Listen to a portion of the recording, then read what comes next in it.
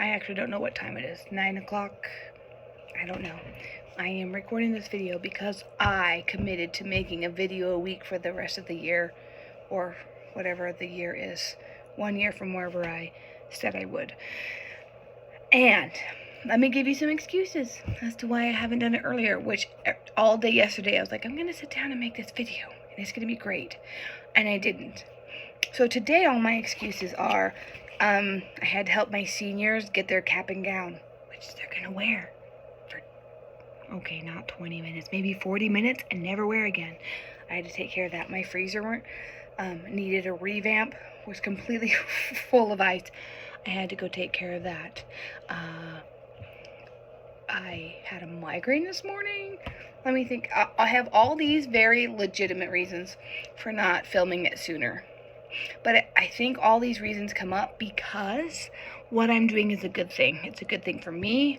Hopefully it's a good thing for you. I know it's a good thing for my family. And I think all good things are going to have some opposition because in anything that's good or righteous or uplifting, you're going to find opposition because I think there is a giant push toward humans in general being unhappy. This past week, I had a great conversation with Christy about who we are and our spark idea, and I went and I dug out this little backwards number. It's number 134. This is one of those bands you wear. I like to wear. I don't like to pin them to my shirt. They always rip. I just realized it's kind of making a little stretchy sound. You wear it around your waist, and it's your number that you're assigned when you run a race. She reminded me that I am a triathlete. So I'm 44, 45. I don't remember. It doesn't really matter. 40. I'll figure it later. And I have this big blended family, and I'm working now. I have a micro farm, and I'm not really focusing on me and what I need emotionally, physically, even spiritually at this point. I'm really struggling with that. But all these, for some reason, which is not an accident, all these memories popped up from this time several years ago. It was 5 years ago that I competed in the Mom's Tri, which was my most favorite triathlon I've ever participated in my life.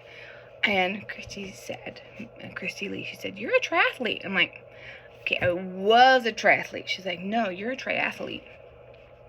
And it was not an accident that I heard those things. It was not an accident that she told me. It was a good reminder for me of who I am and who I choose to be. My spark idea this week is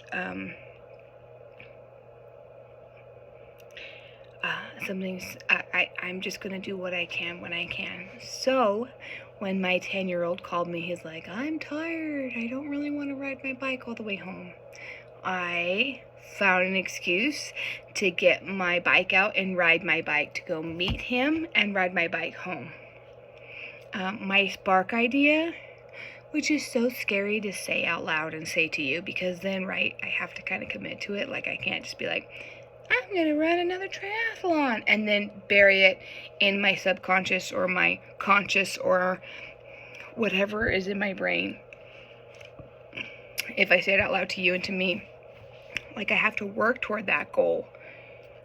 I'm held accountable for it, which I'm super appreciative of. So I really, really loved training for my triathlons. I love running triathlons. The feeling I get, the accomplishment I feel when I attain that goal and I cross that finish line, that euphoria lasts for weeks afterwards. I really love the sacrifices that I have to make. Okay, that's a lie. Let's start over. See, this is why I need good editing software. Okay. I don't love the sacrifices I have to make. I am kind of feel really frustrated toward the sacrifices I have to make while training. But during that race, while I'm riding that bike, I remember, oh yeah, I was riding that bike at 4 a.m. and training. Yeah, that was worth it. Like there's this give and take, like I have to give here. And it feels like there's a give and take, but at the end, when I compete in that race, it balances out. In fact, it goes the other way. It's like, wow, I am more than 100% grateful that I made that sacrifice and trained at that early hour, or got up a little bit earlier and walked farther and rode my bike or tried swimming. So I did not learn how to swim until I was 40 years old. I'm trying to think back about how long ago. So actually, I was 39 is the first time I actually learned how to swim. I could tread water every summer. I was a farm girl. Every summer, my parents sent me to Tucson to spend time with my grandma in the big city. And I would get to swim in her pool. And I could tread water, and I could, like, swim down and swim back up. But I didn't know how to swim. I didn't learn how to swim until I was 39 years old. Learned how to swim as I was training for my first triathlon. And it was really a scary thing for me as an adult to try to do that. And I feel like I'm super rambling now, just because it's a little bit intimidating. The point is, I have a purpose and I have a goal. My spark idea is that I am and I'm capable and I can and I will work toward competing in another triathlon, because I am a triathlete. I was a triathlete. I am. I can be. That's my spark idea for this week. It's a little bit hard because I feel like I am giving myself, like, accolade. You know, oh, look at me, I'm a triathlete. Look at me, jazz hands. But that's not it at all. Just acknowledging who I am and what I can accomplish is really empowering. I am a triathlete. I can run, bike, and swim. And it's hard, but I love it. It's not just a 5K where you run and you're done. It's not just like, oh, I can bike 30 miles and I'm done. I love the combination of all three. I think maybe it's a little bit of the, can I say that, like the ADD in me, just a little bit, like that. My brain is always spinning, worker bee type of person. Like, it's not enough for me just to run, just to bike, or just to swim. It's this combination of all three that, and that the organization it entails to make sure that you swim, then you have enough your gear for biking, and that you have what you need for running, and that you have enough to eat, and you have all your equipment. I don't know. Oh, I do know, actually. I'm completely content in being crazy. I'm totally fine with that. Like, it's not enough for me to run, bike, or swim. I need to do all three in one. Anyway, finding this, it's going up on my vision board, this 134. I think I might need a new band because it's making this crinkly sound when I stretch it, which it has to stretch a little farther now because I may be a little heavier than I was since a long time. But finding this is a really good reminder of who I was and who I am and who I can be. My spark idea is running triathlon. I need to see when the next one is. I know we have a Tri-City Tri because we live in Safford. So there's a Safford Pima Thatcher one, which is awesome. There's also a Boy Scout triathlon in the spring when the water is frigid beyond all belief. Unless you're from somewhere where it's actually cold, then it's not so bad.